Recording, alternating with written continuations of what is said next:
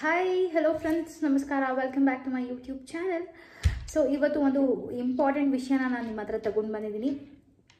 ಈ ವ್ಲಾಗ್ ಅಥವಾ ಈ ಇನ್ಫಾರ್ಮೇಷನ್ ಎಲ್ಲ ಪೇರೆಂಟ್ಸ್ಗೂ ಮುಟ್ಟಬೇಕಾದಂಥ ಒಂದು ವ್ಲಾಗ್ ಅಥವಾ ಕಂಟೆಂಟ್ ಅಂತಲೇ ಹೇಳ್ಬೋದು.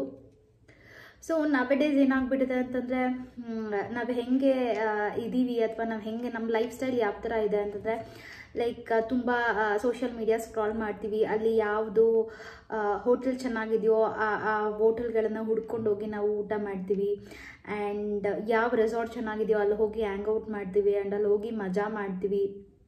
ಎಲ್ಲಿ ಯಾವ್ದು ಐಟಮ್ ಚೆನ್ನಾಗಿ ಸಿಗುತ್ತೋ ಅಲ್ಲಿ ಹೋಗಿ ಅದನ್ನು ತಿನ್ಕೊಂಡು ಬರ್ತೀವಿ.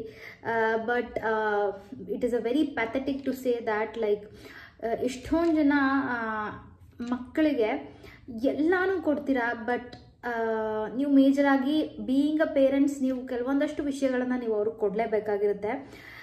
ಮಕ್ಕಳಿಗೆ ಗೊತ್ತಿರಲ್ಲ, ಲೈಕ್ ನೀವು ದುಡ್ಡು ಕೊಡಿಸ್ತೀರಾ ಅಥವಾ ನೀವೆಲ್ಲಾದರೂ ಹೊರಗಡೆ ಕರ್ಕೊಂಡು ಹೋಗ್ತೀರಾ ಅಥವಾ ನೀವು ಕಾಸ್ಟ್ಲಿ ಐಟಮ್ಸ್ನ ಕೊಡ್ತೀರಾ. ಅವ್ರಿಗೆ ದೇ ರಿಯಲಿ ಡೋಂಟ್ ನೋ ನೀವೇನು ಕೊಡ್ತಾ ಇದ್ದೀರಾ. ಯು ಬೀಯಿಂಗ್ ಅ ಪೇರೆಂಟ್ಸ್ ನೀವೇನು ಕೊಡ್ತಾ ಇದ್ದೀರಾ ಅಂತ ಅವ್ರಿಗೆ ನಿಜವಾಗ್ಲೂ ಗೊತ್ತಿರಲ್ಲ. ಅವರ ಒಂದು ಸ್ಟೇಟ್ ಆಫ್ ಮೈಂಡ್ ಹೆಂಗಿರುತ್ತೆ ಅಂತಂದರೆ, ಪ್ರೆಸೆಂಟ್ಲಿ ಏಜಿಗೆ ತಕ್ಕಂಗೆ ಅದು ತುಂಬ ಚೇಂಜ್ ಆಗ್ತಾ ಹೋಗುತ್ತೆ.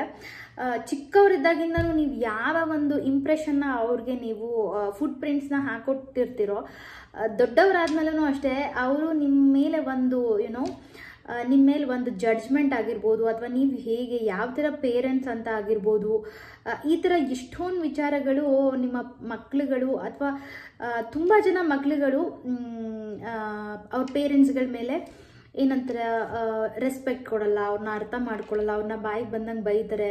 ಇಟ್ಸ್ ಆಲ್ ನಾನು ಪೇರೆಂಟ್ಸ್ ಮಿಸ್ಟೇಕ್ಸ್ ಅಂತ ಅನ್ನೋದಕ್ಕಿಂತ ಹೆಚ್ಚಾಗಿ ಅಥವಾ ಮಕ್ಕಳ ಮಿಸ್ಟೇಕ್ಸ್ ಅನ್ನೋದಕ್ಕಿಂತ ಹೆಚ್ಚಾಗಿ ಅವರಿಗೆ ಅವ್ರವ್ರದ್ದೇ ಆದಂಥ ಒಂದಷ್ಟು ಕಷ್ಟಗಳಿರುತ್ತೆ.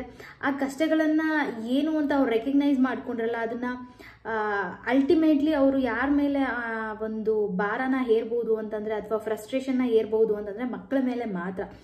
ಸೊ ಈ ವ್ಲಾಗ್ ಕಂಪ್ಲೀಟ್ಲಿ ನ್ಯೂ ಪೇರೆಂಟ್ಸ್ಗಾಗಿರ್ಬೋದು ಅಥವಾ ಯಾರೆಲ್ಲ ಈಗ ನಿಮ್ಮ ಪೇರೆಂಟಿಂಗ್ನ ಜರ್ನಿ ಸ್ಟಾರ್ಟ್ ಮಾಡ್ತಿದ್ದೀರಾ ಅಥವಾ ತುಂಬ ಮಕ್ಕಳಿಗೆ ದೊಡ್ಡವರಾಗಿದ್ರು ಅಷ್ಟೇ, it's time to correct your behaviour ಅಥವಾ ಕರೆಕ್ಟ್ ಯುವರ್ ಸೆಲ್ಫ್ ಅಂತಲೇ ಹೇಳ್ಬೋದು.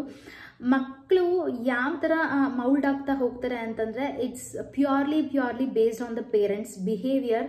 ಆ್ಯಂಡ್ ಪೇರೆಂಟ್ಸ್ ಯಾವ ಥರ ಇರ್ತಾರೋ ಆ ಥರ ಒಂದು ವಿಚಾರಗಳನ್ನು ಅವರು ಮೌಲ್ಡ್ ಆಗ್ತಾ ಹೋಗ್ತಾರೆ.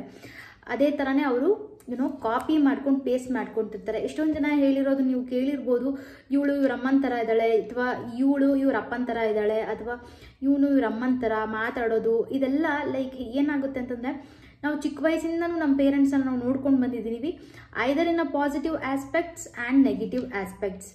ಸೊ ಎರಡನ್ನೂ ನಾವು ನಮ್ಮ ಪೇರೆಂಟ್ಸಿಂದ ಕಾಪಿ ಮಾಡಿಕೊಂಡು ಬರ್ತೀವಿ.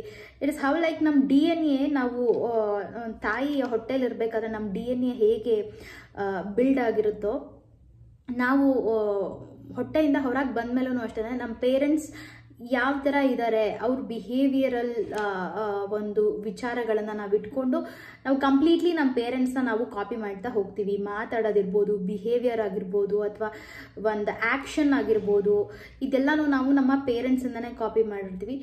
ಬಟ್ ಏಜ್ ಗೋಸ್ ಆನ್, ತುಂಬ ಜನ ತಿಳ್ಕೊಂಡು ಆಗಿರ್ಬೋದು, ಓದ್ಬಿಟ್ಟಾಗಿರ್ಬೋದು ಅವರ ಒಂದು ಬಿಹೇವಿಯರ್ನ ಚೇಂಜ್ ಮಾಡ್ಕೋತಾರೆ ಅಥವಾ ಅವ್ರ ಪೇರೆಂಟ್ಸ್ಗೆ ಹೇಳ್ಕೊಡ್ತಾರೆ.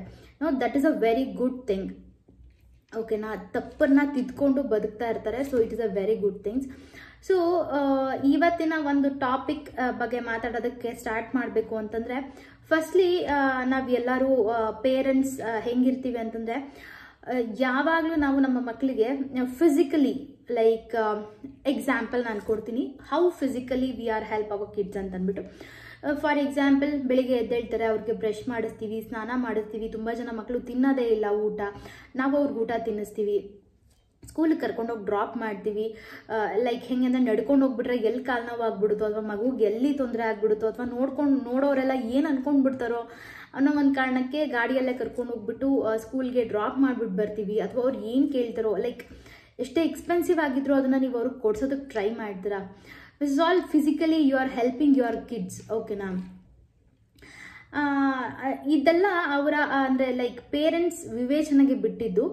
ಅದ್ರ ಜೊತೆಗೆ ನೀವು ಫಿಸಿಕಲಿ ನೀವು ನಿಮ್ಮ ಮಕ್ಳಿಗೆ ಹೆಲ್ಪ್ ಮಾಡದೇ ಇದ್ರೂ ಪರವಾಗಿಲ್ಲ, ಬಿಕಾಸ್ ದೇವರು ಮಕ್ಕಳಿಗೆ ಬುದ್ಧಿ ಶಕ್ತಿ 2 ಕೈ 2 ಕಾಲು ಕೊಟ್ಟಿರ್ತಾನೆ.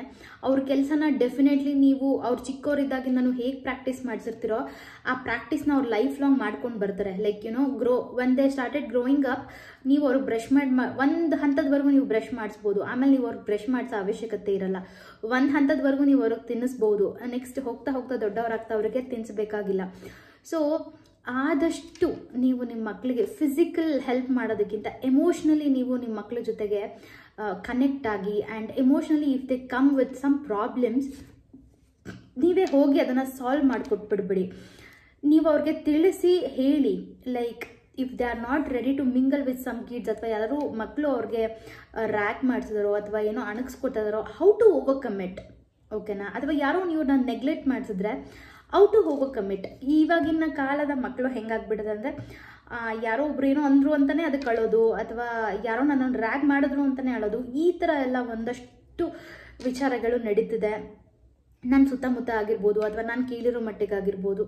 ಸೊ ಆದಷ್ಟು ನೀವು ನಿಮ್ಮ ಮಕ್ಕಳಿಗೆ ವೆರಿ ಫಸ್ಟ್ ಪಾಯಿಂಟ್, ನಿಮ್ಮ ಮಕ್ಕಳಿಗೆ ನೀವು ಫಿಸಿಕಲ್ ಸಪೋರ್ಟ್ ಮಾಡದೇ ಇದ್ರೂ ಪರವಾಗಿಲ್ಲ, ಎಮೋಷ್ನಲ್ ಎಮೋಷ್ನಲ್ ಪ್ರಾಬ್ಲಮ್ಸ್ಗಳಿಗೆ ಆದಷ್ಟು ನೀವು ಕಾನ್ಸಂಟ್ರೇಟ್ ಮಾಡಿ. ಆ್ಯಂಡ್ ಅದರಿಂದ ನೀವು ಹೇಗೆ ನಿಮ್ಮ ಮಗುನ ಹೊರಗೆ ತರ್ಬೋದು, ಅಥವಾ ಆ ಥರ ಚಾಲೆಂಜಸ್ ಬಂದರೆ ಹೇಗೆ ಫೇಸ್ ಮಾಡಬೇಕು ಅನ್ನೋ ಒಂದು ವಿಚಾರನ ನೀವು ನಿಮ್ಮ ಮಕ್ಕಳಿಗೆ ಹೇಳ್ಕೊಡಿ. This a very very very important, and this is a very first thing you have to make them. ಯಾರು ಇದ್ರೂ ಅಥವಾ ಯಾರು ಇಲ್ಲ ಅಂದ್ರೂ they have to lead their life, ಓಕೆನಾ? ಆ ಥರ ಫಂಡಮೆಂಟಲ್ ಅಥವಾ ಬೇಸಿಕ್ ಏನಂತೀವೋ, ಒಂದು ಎಜುಕೇಷನ್ ಅಂತ ಬಂದಾಗ ಬೇಸಿಕ್ ABCD I ಅಥವಾ ಕಾಗುಣಿತ ಅಥವಾ ಟೇಬಲ್ಸ್, ಇದೆಲ್ಲ ಎಷ್ಟು ಇಂಪಾರ್ಟೆಂಟ್ ಅಂತ ನೀವು ತಿಳ್ಕೊತಿರೋ. So when they have to emotionally strong ಆಗಬೇಕು ಅಂದರೆ ಈ ಥರದನ್ನೆಲ್ಲನೂ ನೀವು ನಿಮ್ಮ ಮಕ್ಕಳಿಗೆ ಟೀಚ್ ಮಾಡಬೇಕಾಗುತ್ತೆ. And second thing, this also very very important. ತುಂಬ ಜನ ಅನ್ನೋದಕ್ಕಿಂತ ಹೆಚ್ಚಾಗಿ ಸದ್ಗುರು ಅಲ್ಲ, ಗುರುದೇವ, ಆರ್ಟ್ ಆಫ್ ಲಿವಿಂಗ್ ಗುರುದೇವ ಅವರು ಹೇಳಿರೋದನ್ನ ನಾನು ಕೇಳಿದ್ದೀನಿ ಒಂದಷ್ಟು. Like mother should be harsh, because ಹೊರಗಡೆ ಪ್ರಪಂಚ ತುಂಬ ಹಾರ್ಶ್ ಆಗಿದೆ. ಆ್ಯಂಡ್ ಆ ಹಾರ್ಶ್ ವಾಯ್ಸ್ ಅಥವಾ ಹಾರ್ಶ್ನೆಸ್ ಅವರು ಟಾಲರೇಟ್ ಮಾಡ್ಕೋಬೇಕು ಅಂದರೆ ಮನೇಲಿರೋ ತಾಯಿಯ ಹಾರ್ಶ್ನೆಸ್ನ ತೋರಿಸ್ಬೇಕು ಅಂತ. ಆಬ್ವಿಯಸ್ಲಿ ತೋರಿಸ್ಬೇಕು, ಆಬ್ವಿಯಸ್ಲಿ ಕಲಿಸ್ಬೇಕು, but not in all the aspects, ಓಕೆನಾ?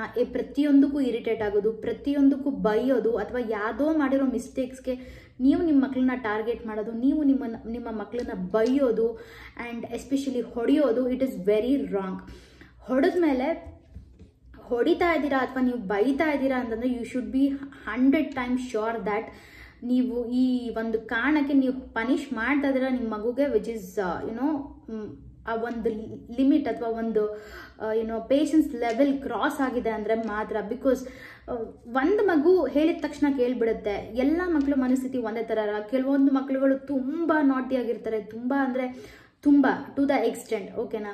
ಅಂಥವ್ರಿಗೆ you have to take a action, but not in front of others. ಬೇರೆಯವ್ರ ಮುಂದೆ, ಹೊರಗಡೆ, ಪಬ್ಲಿಕಲಿ ನೀವು ನಿಮ್ಮ ಮಕ್ಕಳನ್ನ ಹೊಡೆಯೋದು, ಬೈಯೋದು, ಅಥವಾ ಅವ್ರನ್ನ ನೀವು ಟಾರ್ಚರ್ ಮಾಡೋದು, ವಿಚ್ ಇಸ್ ವೆರಿ ರಾಂಗ್.